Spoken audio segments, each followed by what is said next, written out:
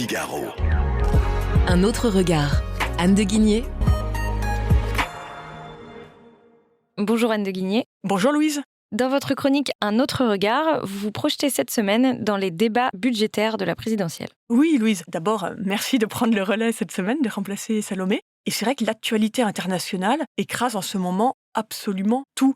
Et en France, on a bien vu, l'exécutif a révisé son cadre budgétaire la semaine dernière, mais le budget quand même n'est pas vraiment central dans ses prémices de campagne électorale. Alors la révision de l'exécutif était aussi très fine. L'inflation a été revue à la hausse, bien sûr, parce que l'énergie a explosé suite au blocage du détroit d'Ormuz. La croissance légèrement à la baisse et en revanche, l'objectif d'un déficit à 5% a été maintenu. Et d'ailleurs, il y a eu dans la foulée une annonce de gel de dépenses. Et puis ce qui est plus amusant, plus symbolique, c'est que Bercy a consacré aussi dans sa trajectoire la borne symbolique d'un retour du déficit sous les 3% dès 2029. D'ici 2029, il y a quand même un événement qui nous concerne tous, c'est la présidentielle. Et on voit mal comment un candidat qui serait élu en 2027 pourrait d'emblée s'astreindre à un tour de vis aussi sévère, d'autant qu'en plus de ses promesses électorales, il lui faudra financer plusieurs vastes programmes engagés par Emmanuel Macron, mais non financés, dont celui qui n'est pas le moindre, qui est le réarmement du pays, vous savez, la grande trajectoire de dépenses dans la défense.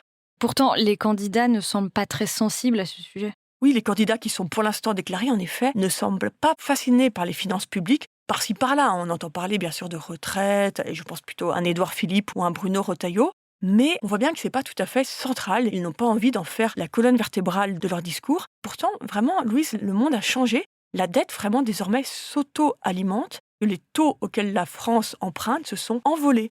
Conséquence, selon une projection de l'Institut Rexecode, la charge de la dette pourrait doubler d'ici à 2030 pour dépasser les 120 milliards d'euros. Il faut vraiment comprendre ce que ça veut dire, 120 milliards d'euros qui ne vont pas à l'éducation, pas à la défense, pas aux politiques sociales, qui ne vont qu'à ce sujet purement financier de rembourser, de payer la charge de la dette. Même pas rembourser la dette, payer la charge de la dette. Et dans cet environnement contraint, à votre avis, combien de temps encore l'exécutif pourra faire comme si de rien n'était ?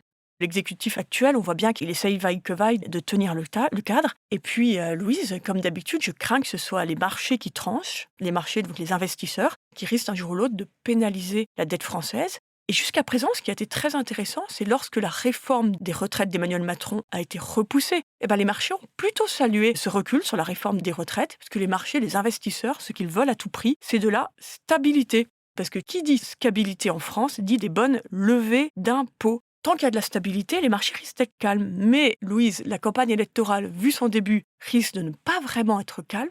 Et c'est là que les marchés risquent fort de s'alarmer, plus l'échéance de 2027 se rapprochera. Et donc, comment le prochain président réagira dans une situation qui pourrait, malheureusement, vraisemblablement, être nettement dégradée ? Ce qu'on peut penser, c'est que si le ou la gagnante, bien sûr, de l'élection est issue du bloc central, il y aura une espèce de mixte classique, et évidemment, c'est inévitable, quelques hausses d'impôts, et puis des économies. Mais le problème, c'est que pour réaliser de vraies économies structurelles intelligentes, et ne pas faire une fois de plus du rabot, cela demande énormément de travail, c'est un très long chantier. Or, de ce qu'on voit, on n'a pas l'impression que les candidats, pour l'instant, de ce fameux bloc central se soient vraiment mis dans ce travail. Franchement, moi, les programmes, on a vu par-ci, par-là des affirmations, mais on est quand même encore vraiment dans le flou. Il y a beaucoup de volontarisme, de grandes idées, mais comment concrètement, ce qu'ils comptent faire, comment s'ils veulent faire des économies, ce qu'ils feront, franchement, pour l'instant, c'est très, très impressionniste. Et si un candidat populiste, qui soit de droite ou de gauche, prend le pouvoir sur une promesse de changement drastique de gestion du pays ? Là, on est sur un autre scénario qui pourrait contrarier nos fameux marchés qui aiment tant la stabilité. Et justement, j'ai pensé à ce scénario en lisant un livre fantastique, un livre qui raconte toute l'histoire de l'argent, qui est écrit par l'économiste irlandais David McWilliams et qui a été traduit en français cette année. Il nous parle, il y a tout un chapitre intéressant sur les révolutions. Alors, je ne vous dis pas que ce serait une révolution en France si le RN ou LFI était au pouvoir, mais en revanche, ce serait quand même une alternance assez radicale. Je le cite, il nous dit « Les révolutions tournent généralement autour des mêmes questions. Qui a l'argent ? Pourquoi n'en avons-nous pas davantage ? Et comment nous en emparer ?» Une fois de plus, même s'il n'y a évidemment pas de révolution en 2027, cela correspond bien à l'état d'esprit de Français en 2026. Et l'économiste écrit encore « Une fois au pouvoir, désespérément fauchés, les nouveaux dirigeants ne peuvent avoir recours à l'ancienne base fiscale contre laquelle ils se sont justement révoltés. » Ils arrivent au pouvoir parce qu'il y a un problème d'argent, mais le problème d'argent ne disparaît pas magiquement grâce à l'élection. Vous devez résoudre ce problème financier tout en ne pouvant pas vous appuyer sur l'ancienne base fiscale. Et donc, c'est quand même des situations financières très complexes. Donc là-dessus, il y a deux solutions. Changement de base fiscale, Vous augmentez largement les impôts sur une catégorie de la population, ceux évidemment qui ne vous ont pas élu. Alors en France, on voit bien sur qui ça tombera, les entreprises et les plus riches.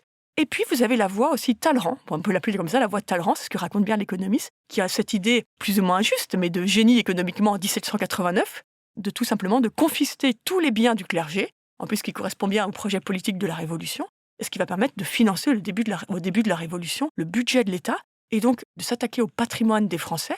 Il ne faut pas être naïf, c'est quelque chose qui tourne aujourd'hui pas mal en boucle, d'autant plus que le patrimoine des ménages culminait à 15 000 milliards d'euros fin 2024 et il nourrit déjà bien des fantasmes. Merci beaucoup Anne de Guigné. Je rappelle que nous pouvons écouter votre chronique sur le site du Figaro et sur toutes les plateformes d'écoute. À la semaine prochaine avec Salomé Boulet. Merci Louise.